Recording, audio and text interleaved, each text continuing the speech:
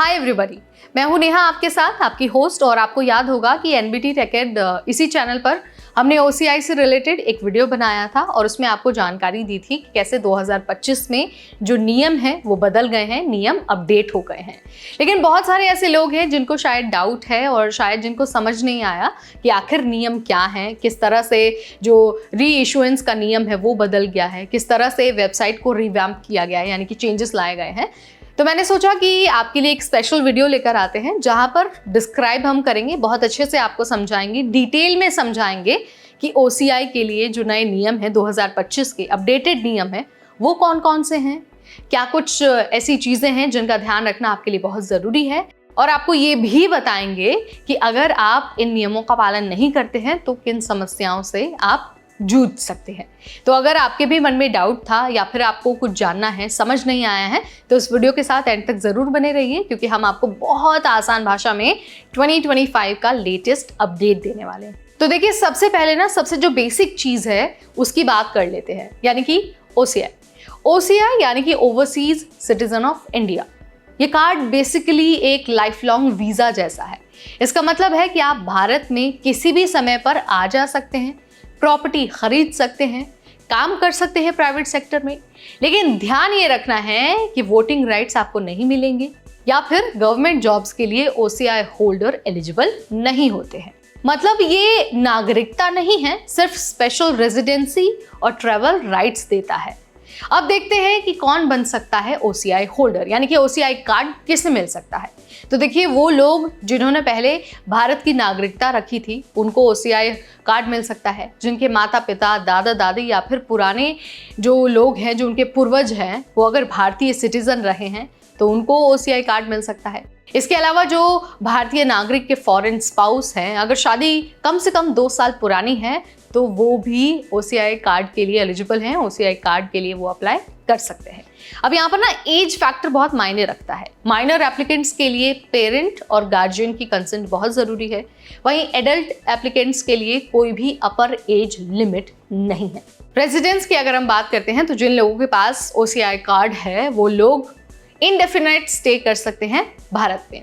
बस आपको डॉक्यूमेंट अपने साथ रखना होगा, पासपोर्ट आपको अपने पास रखना होगा और ओसीआई कार्ड आपको अपने पास रखना होगा। अब सबसे ज़रूरी बात है री इशुएंस और पासपोर्ट रिन्यूअल को लेकर। तो देखिए, 20 साल की उम्र के बाद अगर आपको नया पासपोर्ट मिलता है, नया पासपोर्ट आप बनवाते हैं, तो सिर्फ एक बार ओसीआई कार्ड को फिजिकली री इशू करना पड़ेगा। प्रोसेस की अगर हम बात करते हैं तो री इशुएंस के लिए आपको वीएफएस ग्लोबल जाना होगा, ठीक। उसके बाद अगर हम 21 साल से 50 साल के बीच वाले लोगों की बात करते हैं, अगर उन लोगों का नया पासपोर्ट आया है तो आपको कुछ नहीं करना है, सिर्फ ऑनलाइन अपडेट करना है अपना पासपोर्ट। कोई भी फिजिकल सबमिशन नहीं है, फ्री है, यानी कि आपको वीएफएस ग्लोबल नहीं जाना होगा।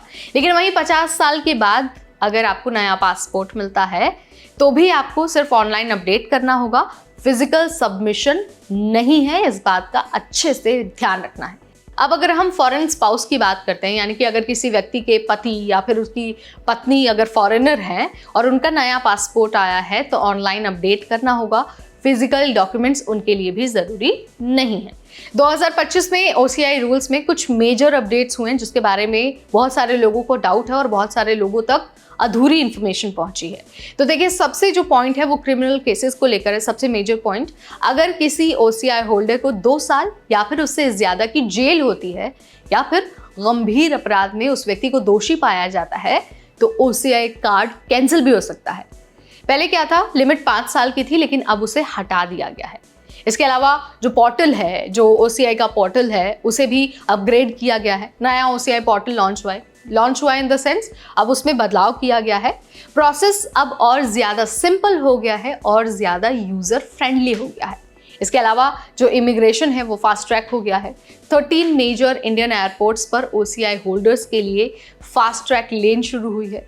मतलब अराइवल या फिर डिपार्चर दोनों अब फास्ट हो गया है और दोनों ही आसान भी हो गया है। इसके अलावा जो री इशुएंस का प्रोसेस है वो काफ़ी आसान हो गया है। 20 साल बाद सिर्फ 1 टाइम फिजिकल री इशू होगा, बाकी ऑनलाइन अपडेट है। पुराने रूल्स हर पासपोर्ट चेंज पर फिजिकल री इशू करते थे, लेकिन अब नहीं, यानी कि अब सिर्फ अगर आप 20 साल से कम हैं तो ही आपको फिजिकली वीफेस ग्लोबल जाना होगा। OCI होल्डर्स के लिए ट्रैवल और रेजिडेंस की अगर हम बात करते हैं तो बिना किसी वीज़ा के इंडिया में आप आ जा सकते हैं। इनडेफिनाइट स्टे आपके लिए अलाउड है। प्रॉपर्टी खरीद सकते हैं, काम कर सकते हैं प्राइवेट सेक्टर में। बस वोटिंग की राइट्स नहीं होंगे, गवर्नमेंट जॉब्स आप नहीं कर सकते, ये मैं आपको पहले भी बता चुकी हूँ। मतलब फ्लेक्सिबिलिटी बढ़ गई है, रिस्पॉन्सिबिलिटीज़ भी बढ़ गई हैं। अब बहुत सारे लोग मुझे कमेंट सेक्शन में पूछेंगे बहुत सारे सवाल, कोई बात नहीं, आप पूछ सकते हैं, मैं आपको बता दूंगी। लेकिन मैं यहाँ पर आपको क्लैरिफाई करना चाहती हूँ कि जो डाउट्स हैं वो आई थिंक मैंने आपके सारे यहाँ पर क्लियर कर दिए हैं। सारी चीज़ें बहुत क्लियर और आसान शब्दों में आपको बता दिया है। फिर भी जाने से पहले मैं एक छोटा सा रिकैप कर देती हूँ ताकि अब और ज़्यादा अच्छे से आपको समझ में आ जाए। सबसे पहले तो OCI card life long visa जैसा है, नागरिकता नहीं है। एलिजिबिलिटी की अगर हम बात करते हैं तो इंडियन ऑरिजिन या फिर इंडियन सिटीजन स्पाउस अगर आप हैं तो आप एलिजिबल हैं। एज फैक्टर की बात करते हैं तो माइनर कंसेंट बहुत ज़रूरी है, लेकिन एडल्ट के लिए कोई लिमिट नहीं है। 20 साल की अगर मैं बात करती हूँ तो 1 टाइम फिजिकली आपको जाना होगा, बाकी आप ऑनलाइन अपडेट्स कर सकते हैं। 2025 में मेजर चेंजेस हुए हैं, क्रिमिनल रूल्स काफ़ी ज़्यादा स्ट्रिक्ट हो गए हैं, पोर्टल को रिवैम्प किया गया, अपग्रेड किया गया है, इमिग्रेशन फास्ट ट्रैक हो गया है। इसके अलावा आप प्रॉपर्टी खरीद ही सकते हैं और काम करना प्राइवेट सेक्टर में आपके लिए ऑलरेडी अलाउड है। तो ये रिकैप है और OCI होल्डर्स के लिए मैंने आपको सारी चीज़ें बता दी है। तो ये पूरी की पूरी अपडेटेड जानकारी है 2025 के नियमों के अनुसार।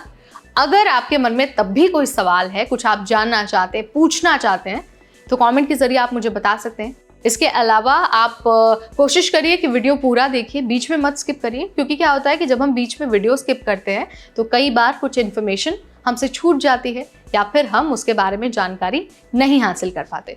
तो वीडियो को पूरा देखिए। अगर फिर भी आपके मन में कोई डाउट है तो आप मुझे कमेंट के जरिए बता सकते हैं। इस वीडियो में फिलहाल इतना ही, अगली बार फिर आएंगे नई जानकारी, नया वीडियो, नया अपडेट लेकर। Till then, this is me Neha Upadhyay, signing of.